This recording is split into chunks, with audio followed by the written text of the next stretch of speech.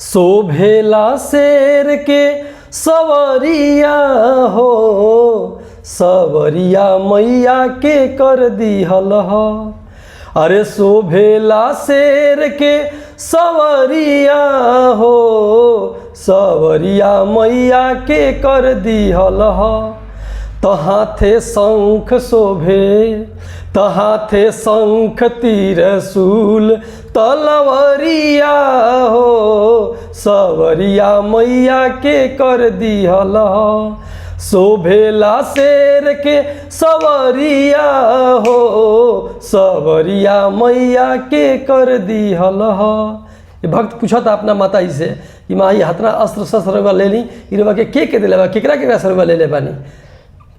कि ब्रह्मा कमंडल दिहले शंकर त्रिशूल हो। वो भक्त कहता कि सबको तो सब चीज़ दिया, लेकिन इस सवारी के कर दिया बाघ के। कि ब्रह्मा कमंडल दिहले शंकर त्रिशूल हो, विष्णु के चक्र मैया कइलू कबूल हो। ब्रह्मा कमंडल दिहले शंकर त्रिशूल हो, विष्णु के चक्र मैया कइलू कबूल हो। अरे महिषा के कइलू संघरिया हो, तू महिषासुर के वध कइलू सबके अस्त्र शस्त्र से। कि महिषा के कइलू संघरिया हो, सवरिया मैया के कर दिहल ह। तहाथे शंख त्रिशूल तलवरिया हो, सवरिया मैया के कर दिहल ह। तो भक्त आगे क्या कहता कि अग्नि जी शक्ति दिहले वज्रदेव राजा। जो अग्नि जो है वो माता को शक्ति दी है, और वज्र जो है इंद्र ने अपना वज्र से दिया है। जब महिषासुर का वध करना था तो सभी देवताओं ने अपना अस्त्र शस्त्र निकालकर माता रानी के चरणों में समर्पित किया, और माता रानी ने उसे लेकर और महिषासुर का और तमाम शुंभ निशुंभ रक्त बीज से लेकर जितने भी दानव हुए तो सबका संहार किया। कि अग्नि जी शक्ति दिहले वज्रदेव राजा, विश्वकर्मा फरसा दिहले सागर फूल ताजा। अग्नि जी शक्ति दिहले वज्रदेव राजा, विश्वकर्मा फरसा दिहले सागर फूल ताजा। तो महाकाल दिहले तलवरिया हो, सवरिया मैया के कर दिहल ह। तहाथे शंख त्रिशूल तलवरिया हो, सवरिया मैया के कर दिहल ह।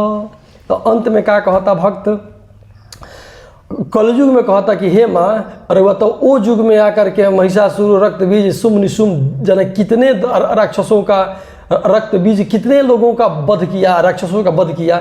इस कलयुग में भी आप आ जाइए थोड़ा सा, और वह आई कलयुग में देखी का स्थिति बा बेटी बहन के।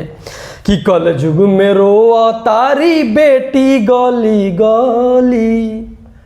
कहता भक्त कि कलयुग में रो तारी बेटी गली गली, साच संत कंत रोजे चढ़े तारे बली। झूठ के राज बा आ साथ तो फांसी चढ़ता।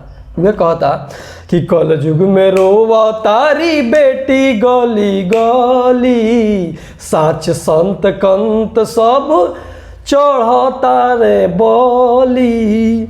अरे आ जाय अनुपम के नगरिया हो, अरे आ जा तू अपना भगतन के नगरिया हो, सवरिया मैया के कर दिहल ह। शोभेला शेर के सवरिया हो, सवरिया मैया के कर दिहल ह।